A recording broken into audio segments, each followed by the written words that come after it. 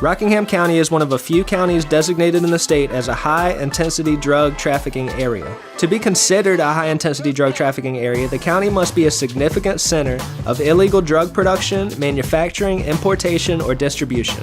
Rockingham County is part of the Atlanta, Carolinas system, with the headquarters for trafficking in Atlanta. If you visit the website for the Atlanta, Carolinas program, you're greeted on their homepage by a couple of cops pointing guns at you. You can follow links to participating agencies to find that the Reidsville Police Department and the Rockingham County Sheriff's Office participate in the program. This is a big money operation. Congress increased funding this year by 10% to $280 million for the program, over $7 million allocated to the Atlanta, Carolinas. And this is run like a for-profit business. Annual reporting reveals that the total return on investment is tracked and measured. The high-intensity drug trafficking program is specifically for policing.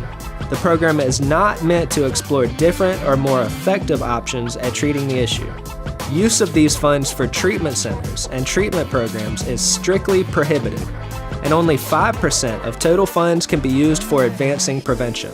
In addition to federal money, police in the Triad area of North Carolina seized over $1.2 million in cash in 2015.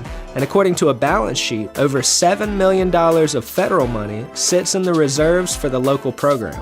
While combating the trafficking of dangerous drugs like fentanyl or heroin or crystal meth seems legit, how much, if any, of these funds are used to fight marijuana? It turns out the high-intensity drug trafficking program has 3 national initiatives, one of which specifically is the National Marijuana Initiative. The National Marijuana Initiative's stated goal is to lobby policymakers like our elected reps on why marijuana should stay illegal. The leader of the National Marijuana Initiative partnered with a Baptist church organization in Kentucky to defeat a marijuana bill, then publicly took credit for helping to defeat the measure. This means Congress approved $280 million in federal spending, partially to lobby lawmakers to keep marijuana illegal.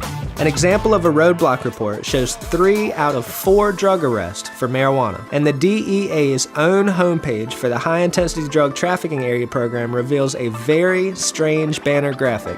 Take a look at this and help me understand why the bottom right square depicts a marijuana leaf in a totally different style, color, and vibe from the rest of the otherwise professional-looking graphic. I'm no expert, but this looks strange. Anyway, in one posting from 2014, they were recruiting for the National Marijuana Initiative coordinator position.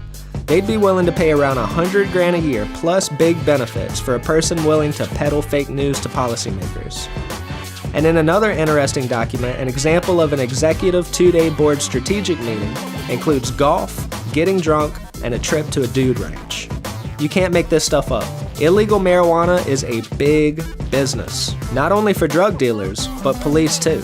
Big money federal grants, seizures, and justification for additional personnel are just a few of the reasons illegal marijuana is such a big business for law enforcement. I don't know why we have such a big drug problem, but I don't think it's fair to include marijuana in the classification of drugs whilst not including alcohol, which is a drug and is more dangerous than marijuana.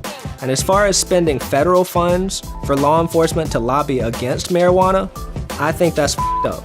But what do you think? Talk about it in the comments. Turn it up. Let's go.